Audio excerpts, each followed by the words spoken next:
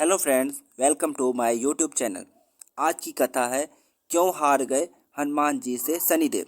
जब हनुमान जी से हारे शनि के नाम से ही हर व्यक्ति डरने लगता है।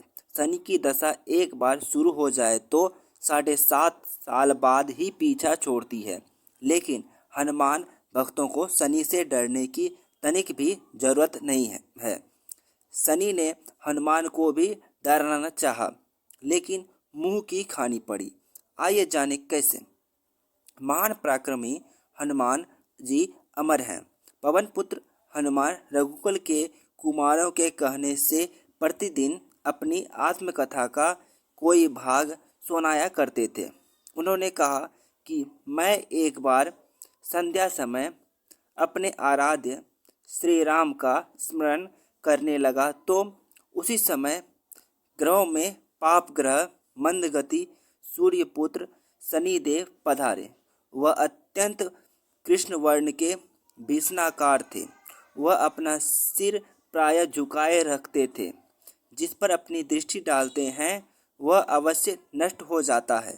शनिदेव हनुमान के बाहुबल और पराक्रम को नहीं जानते थे। हनुमान ने उन्हें लंका में 10 ग्रीव के बंधन से मुक्त किया था। वह हनुमान जी से विनयपूर्वक किंतु कर्कश स्वर में बोले, हनुमान जी, मैं आपको सावधान करने आया हूँ।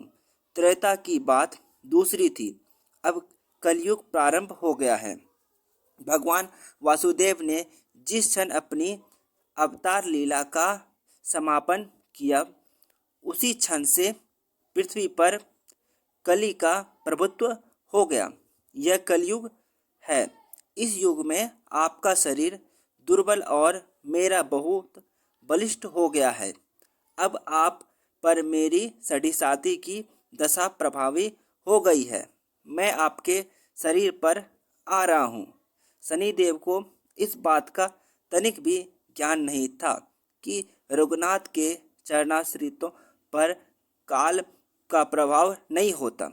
करुणा निधान जिनके हृदय में एक क्षण को भी आ जाते हैं, काल की कला वहाँ सर्वथा निष्प्रभावी हो जाती है। प्रारब्ध के विधान वहाँ प्रभुत्वहीन हो जाते हैं। सर्वसमर्थ पर ब्रह्म के सेवकों का नियंत्रण, संचालन, पोषण प्रभु ही करते हैं।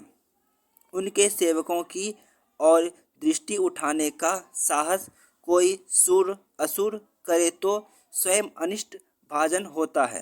शनिदेव के अग्रज यमराज भी प्रभु के भक्त की ओर देखने का साहस नहीं कर पाते। हनुमान जी ने शनिदेव को समझाने का प्रयत्न किया। आप कहीं अन्यत्र जाएं। ग्रहों का प्रभाव पृथ्वी के मरणशील प्राणियों पर ही पड़ता है। मुझे अपने आराध्य का स्मरण करने दें। मेरे शरीर में श्री रघुनाथ जी के अतिरिक्त दूसरे किसी को स्थान नहीं मिल सकता। लेकिन शनिदेव को इससे संतोष नहीं मिला। वह बोले, मैं सृष्टिकर्ता के विधान से विवश हूँ। आप पृथ्वी पर रहते हैं, अतः आप मेरे प्रभुत्व क्षेत्र से बाहर नहीं हैं। मेरे 22.5 वर्ष व्यतीत होने पर 7.5 वर्ष के अंतर से 2.5 वर्ष के लिए मेरा प्रभाव प्राणी पर पड़ता है, किंतु यह गौण प्रभाव है।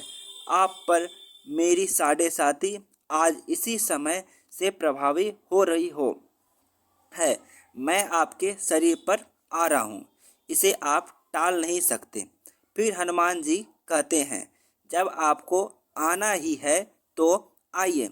अच्छा होता कि आप मुझ वृद्ध को छोड़ ही देते। फिर शनिदेव कहते हैं, कलयुग में पृथ्वी पर देवता या उपदेवता किसी को नहीं रहना चाहिए। सबको अपना आवास सूक्ष्म लोक में रखना चाहिए। जो पृथ्वी पर रहेगा वह कलयुग के प्रभाव में रहेगा। उसे मेरी पीड़ा भोगनी पड़ेगी। और ग्रहों में मुझे अपने अग्रज यम का कार्य मिला है। मैं मुख्य मारक ग्रह हूँ और मृत्यु के सबसे निकट वृद्ध होते हैं, अतः मैं वृद्धों को कैसे छोड़ सकता हूँ। हनुमान जी पूछते हैं, आप मेरे शरीर पर कहाँ बैठने आ रहे हैं। शनिदेव गर्व से कहते हैं, प्राणी के सिर पर।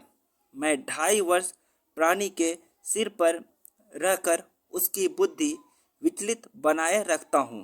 मध्य के 2.5 वर्ष उसके उदर में स्थित रहकर उसके शरीर को अस्वस्थ बनाता हूँ।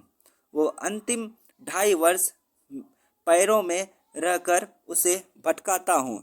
फिर शनिदेव हनुमान जी के मस्तक पर आ बैठे तो हनुमान जी के सिर पर खाज हुई।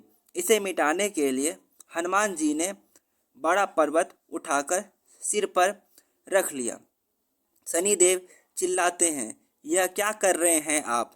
फिर हनुमान जी कहते हैं, जैसे आप सृष्टिकर्ता के विधान से विवश हैं, वैसे मैं भी अपने स्वभाव से विवश हूँ।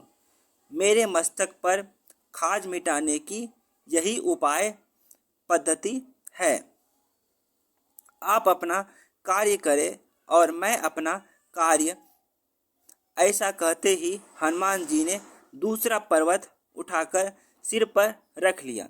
इस पर शनिदेव कहते हैं, आप इन्हें उतारिए, मैं संधि करने को तैयार हूँ।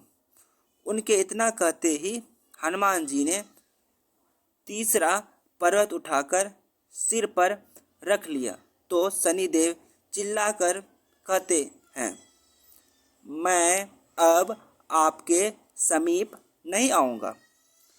फिर भी हनुमान जी नहीं माने और चौथा पर्वत उठाकर सिर पर रख लिया। शनिदेव फिर चिल्लाते हैं, पवन कुमार त्राहि माम ताहि माम, रामदूत अंजनेय नमः। मैं उसको भी पीड़ित नहीं करूँगा जो आपका स्मरण करेगा। मुझे उतर जाने का अवसर दें। हनुमान जी कहते हैं, बहुत शीघ्रता की, अभी तो 5वां पर्वत बाकी है।